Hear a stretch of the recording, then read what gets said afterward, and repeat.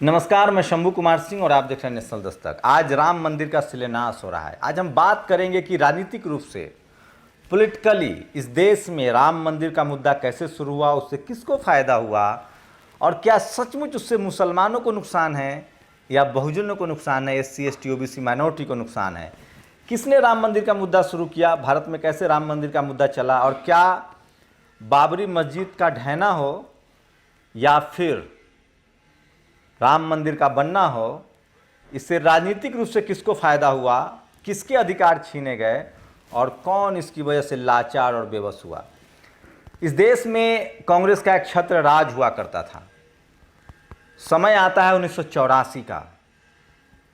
इंदिरा गांधी की हत्या हो जाती है क्योंकि उन्होंने सिखों के खिलाफ एक बड़ा और गलत फैसला लिया था और स्वर्ण मंदिर में सबसे पहले सिखों के जो आस्था थी उसको ठेस पहुंचाया गया और स्वर्ण मंदिर में उन्होंने बूट पहना के अपमान किया। उसके बाद इंदिरा गांधी की हत्या होती है और उसके बाद इस देश का सबसे बड़ा दंगा शुरू होता है माइनॉरिटी के साथ। आज़ाद भारत में जब देश गुलाम था तब हिंदू मुस्लिम की लड़ाइयाँ लगातार हो रही थी। इसकी शुरुआत तो बहुत पहले हो गई थी जब गणेश चतुर्थी के बहाने महाराज शिवाजी की जयंती को ज्योतिबा फुले ने जब मनाना शुरू किया तो बाल गंगाधर तिलक को लगा कि ये कैसे हो सकता है। वो कहते थे कि तेली तमोली कोयरी कुर्मी संसद में जाकर क्या करेगा। वो अंग्रेज़ों को कहते थे कि हम आपके भाई हैं, हम यूरोशियन हैं, हम बाहर से आए हैं, हमें अधिकार दीजिए। ज्योतिबा फुले ने उसी समय सम्राट शिवाजी महाराज की कीर्ति यश को लोगों तक पहुंचाया, साहू जी महाराज के पहुंचाया। और आपको बता दें कि शिवाजी के जो पुत्र थे, जो पूरी भीमा कोरेगांव की पूरी कहानी है, संभाजी महाराज, उसको पहुंचाना शुरू किया। वहीं से शुरू होता है पूरा धार्मिक माइलेज देना। लेकिन वो बहुत पीछे हो जाएगा। हम बात करेंगे आज़ादी के बाद की। कांग्रेस का एक छत्र राज चल रहा था। उसी दौरान बीजेपी एक पार्टी के तौर पे बनने की कोशिश कर रही थी। जनसंघ था, जनसंघ के बाद बीजेपी बनी। आडवाणी, मुरली मनोहर जोशी और अटल बिहारी वाजपेयी अपनी राजनीतिक जमीन तलाश रहे थे। उसी दौरान एक बड़ा खेल होता है और 1984 में मान्यवर कांशीराम साहब, जो DS4 और वाम से बना चुके होते हैं, 1984 में वो सिख दंगों के खिलाफ लड़ाई शुरू करते हैं। और सबसे बड़ी बात कि 30 साल से जो OBC का आरक्षण लटक रहा था उसको शुरू करने की मांग करते हैं और बोट क्लब पर धरना देते हैं। और सोचिए, सिख दंगा होता है, इंदिरा गांधी की हत्या होती है और सबसे ज़्यादा 412 सीट जीतकर राजीव गांधी सत्ता में आते हैं, जो मोदी से भी ज़्यादा था। लेकिन मान्यवर कांशीराम साहब कहते हैं कि मैं तुम्हें सड़क पर ला दूंगा और वो दबाव बनाते हैं राजीव गांधी पर कि तुम्हें OBC आरक्षण देना पड़ेगा। लेकिन वो नहीं देते हैं और OBC आरक्षण के खिलाफ एक बड़ा भाषण देते हैं संसद में। SC ST OBC के अधिकारों का हनन होता है। ठीक उसी समय मान्यवर साहब का प्रादुर्भाव होता है। DS4 बन चुका था, वाम से बन चुका था, बहुजन राजनीति अपने चरम पर थी।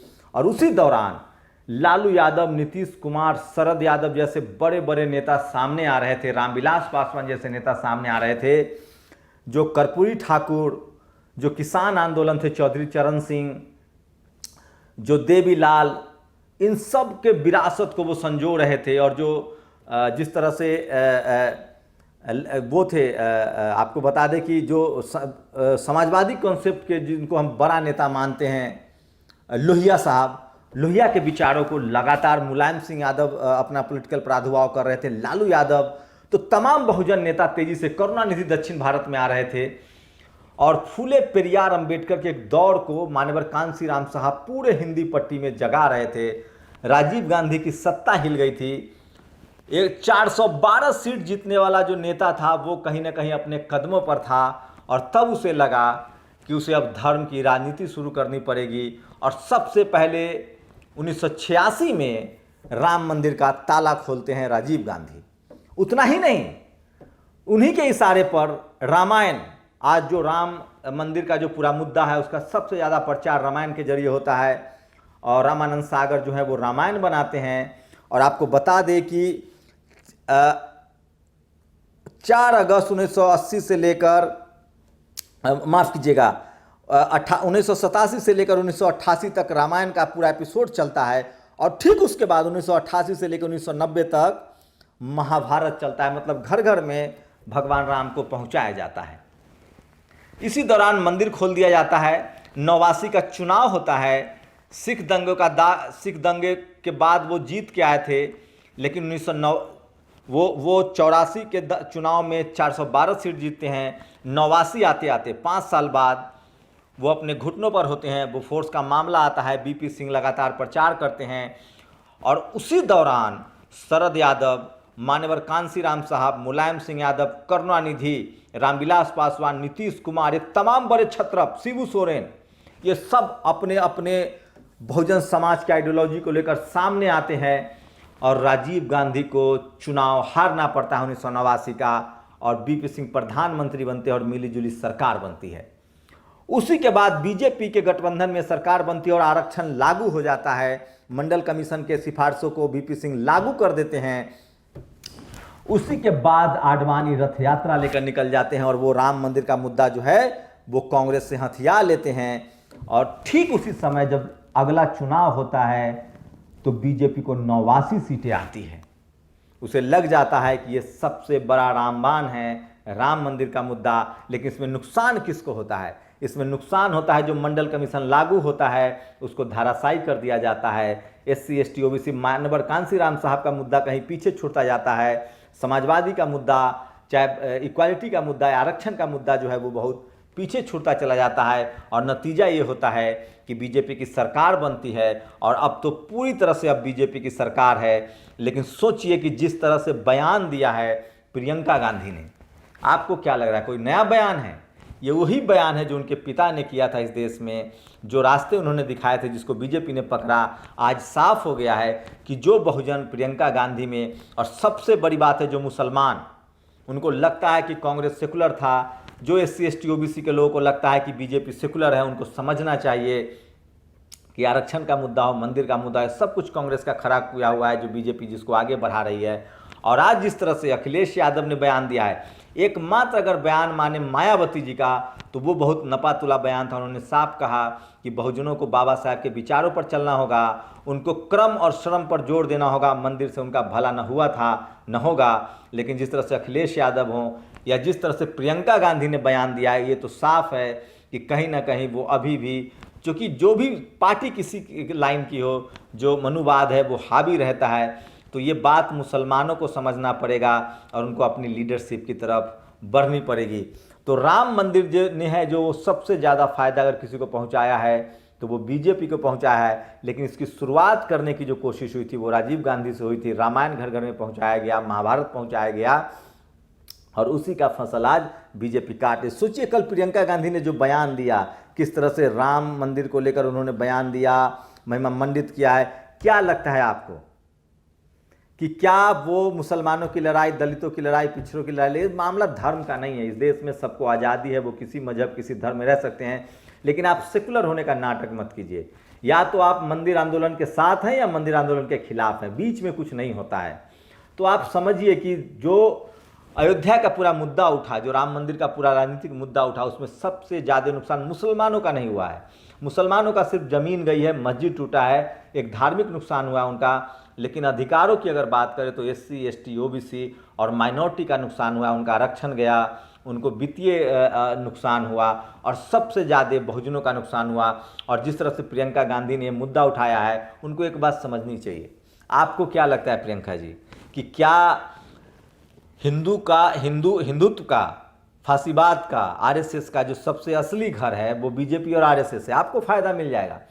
जब इस देश का सवर्ण समाज बीजेपी को एक्सेप्ट करके कांग्रेस को नहीं एक्सेप्ट कर रहा है, तो अगर अखिलेश को लगता है, तेजस्वी को लगता है, और किसी भी नेता को लगता है कि उनके पास वोट आ जाएगा सवर्ण समाज का, तो वो गफलत में है। मुझे लगता है कि उनको SC ST OBC और माइनॉरिटी के दम पर वोट जोड़ना चाहिए। जो सपना था मान्यवर साहब का, जो आइडियोलॉजी थी मान्यवर साहब की, जिस तरह से वो फूले पेरियार अम्बेडकर की मेला लगाते थे, तो कहीं ना कहीं प्रियंका गांधी ने वही स्टैंड लिया है जो उनकी पार्टी का शुरू से 60 साल से स्टैंड रहा है, उनके पिता का स्टैंड था। इसलिए उनको मुसलमानों को समझना पड़ेगा कि इस खेल में सबसे ज़्यादा नुकसान जो है वो कांग्रेस ने आपका किया है।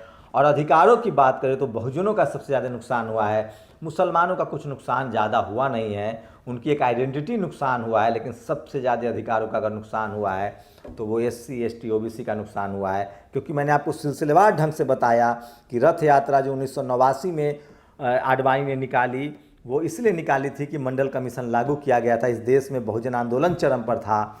उसके बाद भी उसका असर रहा 25 सालों तक। बिहार में, यूपी में कांग्रेस खत्म हो गई। राम मंदिर की वजह से गुजरात और मध्य प्रदेश और राजस्थान में बीजेपी की सरकारें आई। बिहार से, झारखंड से कांग्रेस खत्म हुई। झारखंड उस समय था ही नहीं, बिहार ही था। बिहार से खत्म हुई, यूपी से खत्म हुई। लेकिन हम बहुजन समाज के नेता जो हैं, चाहे वो कंटिन्यू नहीं कर पाए, क्योंकि उनकी वजह थी कि उन्होंने वैचारिक आंदोलन को त्याग दिया था, फूले पेरियार अम्बेडकर को त्याग दिया था, कर्पूरी ठाकुर को त्याग दिया था। लेकिन उससे भी ज़्यादा नुकसान इस देश में जाट, गुर्जर और पटेलों को हुआ। जो किसान नेता थे, जो चौधरी चरण सिंह ने जिसकी नींव रखी थी, जो सर छोटू राम ने जिसकी नींव रखी थी, देवीलाल ने जिसकी नींव रखी थी, पटेलों ने जिसकी नींव रखी थी, राम मंदिर के मुद्दे ने किसान आंदोलन को ख़त्म कर दिया। किसानों की लगातार दुर्दशा होती रही, सरकार की तरफ से उनके लिए कोई प्रोजेक्ट नहीं आया, और पूरी राजनीति हिंदू मुस्लिम, मुस्लिम हिंदू की तरफ सिमटता चला गया।